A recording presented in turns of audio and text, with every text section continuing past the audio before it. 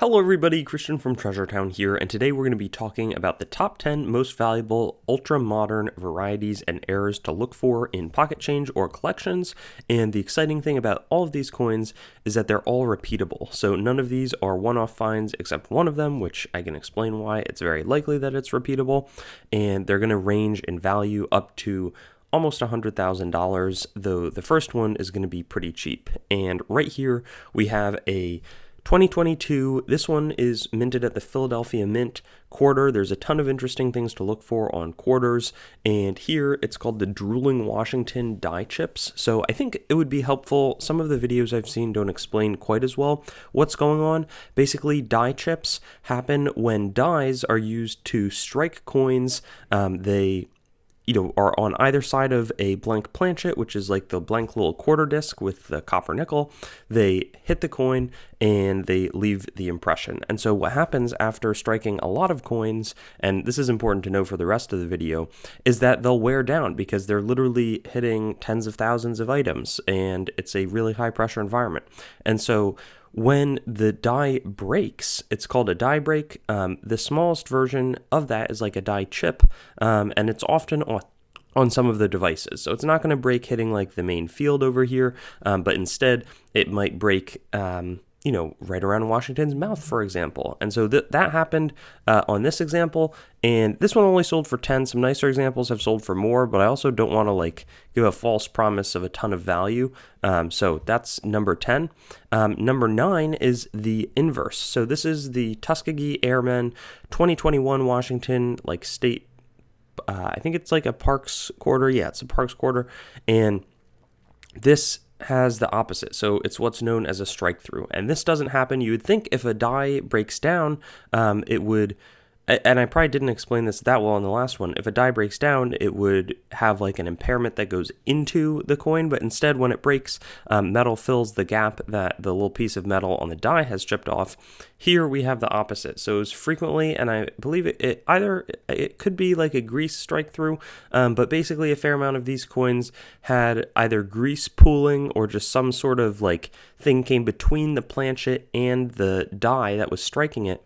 And when that happens, then there actually is, because the strike doesn't get transferred onto the blank planchet, something that's going to go into the coin. And this always looked like a burning building. It's as though there's a bunch of fire coming out, because it's never in the top field. It always sort of happened right around this building in the back. And it is like a interesting burning building visual. Sometimes if this strike through was put over here, it probably wouldn't. I mean, maybe if it was like a jet engine, that would be kind of cool, and the strike through is behind it. This sold for $25. Again, not every error and variety is going to be so expensive, and a lot of errors are not repeatable, but there's tons of these strike through. I've actually sold one. Interesting varieties to look for. Number 8 is going to be a more significant die break in the 2021 Washington, Delaware quarter. It's a crossing the Delaware design, and the die break can be seen right above his hat, or I forget exactly, but it's like a pointed hat that Washington is wearing, and you can see the die break goes into E pluribus unum. That's not the design, but it's a very natural place for die breaks to occur. The other interesting thing with die breaks is you can see progressions. So there's some really small crown die breaks, and then as the coin is, or the die is striking a bunch more coins, it gets larger and larger. So this is a relatively large die break. One sold for about $105 not too long ago, and I think they've come down slightly, but there's also, a really nice example is going to be desired, whereas maybe over time more people find the smaller versions where it's like a little chip right here, and then that's not so expensive. But this is a pretty serious one. Cool die break. Number 7 is going to be a 2014 Lincoln Shield Cent doubled die obverse. And there's actually a fair amount of minor doubled dies. I've made a fair amount of videos that could be worth a watch, but this one was good enough to be put into the cherry picker's guide. And you can see basically what we're talking about is there's like multiple. You can see it's more so of an extra thickness. It's not like super strong shelving and serifs, which is where it's like it really looks like you're seeing double, like in a movie, classic double vision. In this case, it's like northwest and southeast. There's a bit of a spread, so this really thickens, as does this 0. Same thing in the 4, and you can see there's a little bit of a shelf on the end of the 4 right there, and same thing with the 2, a little bit of a shelf right there. Over here, we also see that thickening. And this one, if it's circulated, it could still be like a $25 to $50 coin. Uncirculated versions, which there's still plenty of 2014, penny rolls that are unks, is about like $75 to $250. And that kind of implies that you've gotten it graded, which costs like $30-$40. If you're selling one of these raw, you need really clear photos. Definitely something to look for, though. Here, this is the sort of thing that might explain the die break, and often they're what's known, and I wanted to show the back of this. We saw a few different ones of these Wilma Mankiller die break quarters selling on eBay in the range of like $100 to $200, and basically the die break is over here.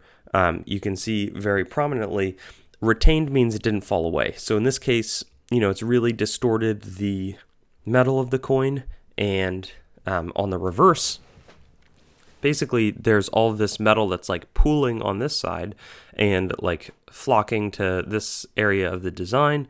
And so on the reverse, it's going to be taken away, and you can see that metal flow is significantly disrupted on the reverse of this. There's also this big like die crack in the coin. So pretty cool that this thing even made it out of the mint. And die cracks can look different. Sometimes you have a crack, sometimes you have just like a large cud, and other times it's, basically like a little die chip, or like Washington's drooling.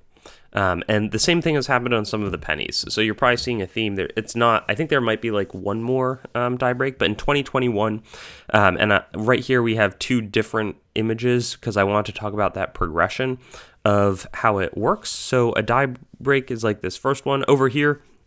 I actually think the left one would be a little bit less than $150, but there's a ton of them. This progression of 2021 die breaks is really significant, and then at this point it's like so big that it's totally obscuring the date, as again the metal pools. It's not like, the 2021 is still striking it. I don't think it fell off of the die, but there's just so much metal pooling around it. When you rotate it and see that cartwheel effect, the metal's going to flow to where there's not die, basically. That's how this is, why we have the impression of Lincoln. But could be up to $500 if it's like a really well-preserved, super severe cud.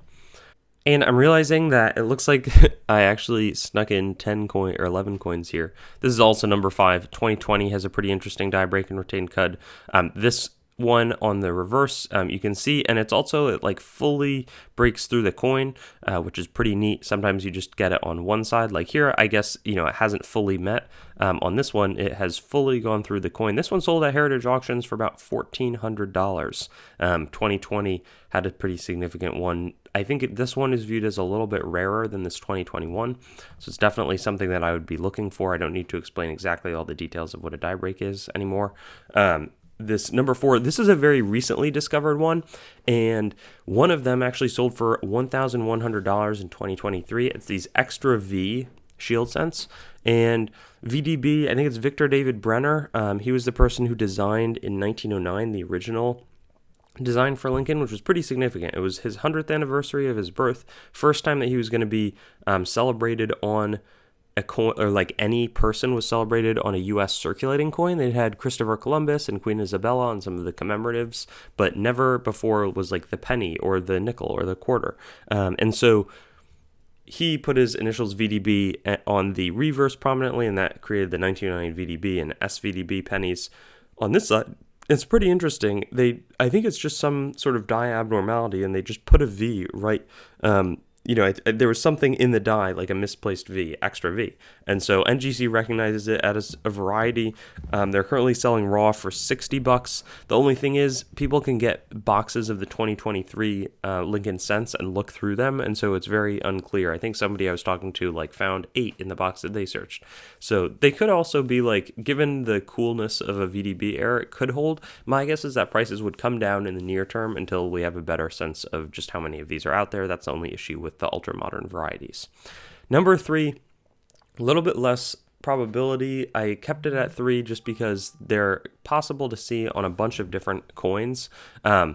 But this one has an obverse clad layer missing. There could be a few different similar coins that could be found across all different types, and I've seen tons of these in state quarters and different of these national parks quarters. But basically, the quarters today have this obverse clad layer, I believe, around a copper core, and so sometimes the mint doesn't include that obverse clad layer, so it becomes obverse clad layer missing. Same thing with the reverse, and they can sell it for anywhere from a few hundred to low $1,000s. The mint really tightened their game after 2001, 2002, so we've seen a lot fewer of these come to market, and they're really exciting. If you see something like this, it's not just that's discolored. It could very likely be, especially if it's uncirculated, one of these clad layer missing coins. Number 2, I think 2 or 3 of these have been found. It's really bizarre. It's a Roosevelt dime that's struck on a foreign planchet. I think they're either iron or some other weird metal, but they're uncirculated coins. None of them look particularly nice, but a few, again, have been found. So it's not a one-off thing. They were definitely striking these, somehow a fair amount of foreign planchets, non-dimes, would have been struck by dime dies, Roosevelt, at the Philadelphia Mint, which, again, they've really tightened up, so it's pretty common for something like this to occur. If they were a little bit more appealing, I think that they would cost quite a lot more. These aren't the nicest coins. You can see that it's not properly, the foreign planchet is not what the Roosevelt dime dies and striking pressure have been tested for. So given how it interacts with the metal, you see a very big weakening of the outer edges of the devices of the reverse. On the obverse, same thing, the 2018, the detail is not very sharp. So that's why they're low mint state as well. A few $1,000s for this. And then the last one was literally, okay, actually, no. Maybe I should call it top 12, but 2022 or 2021, we have some proof dies that were prepared at the West Point Mint. They have the W mint mark down here, except they struck business strike coins. So it's not supposed to have this W mint mark to the bottom of the 2021 date. You can see, again, right there, I'm kind of circling it, and you want to get these graded by PCGS. There's a big split because this is a quarter-ounce coin. This is mint state 70. The modern bullion markets, there's interesting disruption from CAC. This may not, I try to do good explanations that might be a little bit more numismatically not necessarily beginner, so let me try to explain this, but I think it's an important side note. So basically, for a long time, PCGS is primarily the one, and NGC have been grading bullion coins that basically you can, if you're a big company, you go buy 200,000 or 50,000 silver eagles right from the mint. If you get a big distribution, you can send it to PCGS and NGC. They'll grade it. They give you a mix of basically 69s and 70s. They're all coming right from the mint. And so with the creation of CAC as a grading company, I'd love to interview some of the CAC people. They've been a lot stricter on how they grade coins. So there's more of a 68, 69, and 70. So, it helps to make a market, and it also, they really want to accurately grade coins. PCGS and NGC are great as well. All just to say that I think that the grading is going to become more important on modern bullion. So with this one, mint state 70, it's not every coin that you find out of a roll is going to be a 70. It could be a 69, and I think standards are going to get a little tighter. It could be 68, and but this one still is worth 8 times its gold value in a 70, and the 69 is worth significantly more as well. Interesting unfinished proof die. W mint mark shouldn't have been on there. Number 1 is going to be a 2014 D, and it's modern because it's only 10 years. Only one of these has been found, but there could very likely be many of them out there. And this was a true collector find, $84,000 on the Sacagawea presidential dollar mule. It's also a discovery coin. It circulated. It's an AU58 condition, which is just incredible. But basically, this reverse type was meant to be paired with like these president dollars from 2007 to I don't know when, maybe like 2016 or 17 or 18 or 19. Who knows? We had like 4 to 5 presidents a year that had passed away. We would make like a George Washington gold dollar and a Thomas Jefferson. You've probably seen a fair amount of them. They're like a little pesky because since we still have the dollar bill, everybody would prefer that to the coins.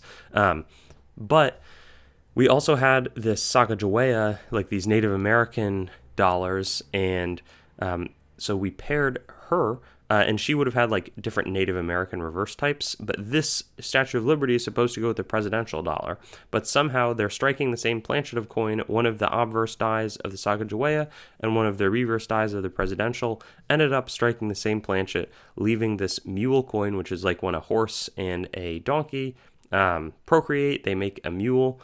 Similar when the wrong obverse die and the wrong reverse die are struck together, then they make a mule. And so this is the example. I believe there's only one of them known, but because of the way it was made, and it also escaped the mint and circulated, it's very likely that more of them were made. The question is, were they all caught at the mint and not able to be distributed?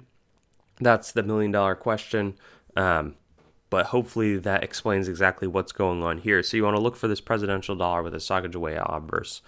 Basically, knowing the obverse types, and maybe I could do a one coin video on this or something, would be helpful, but for getting better perspective. Thanks so much for listening, and hope that this is super helpful. I'm trying to make more videos now that I've probably been in coins for like 5 or 7 years since I started the channel, and I think have a bit better perspective to share with you about what's going on with the market. It's interesting. I should do a little bit more research into how these things are priced and get back to you, but I'll talk to you soon.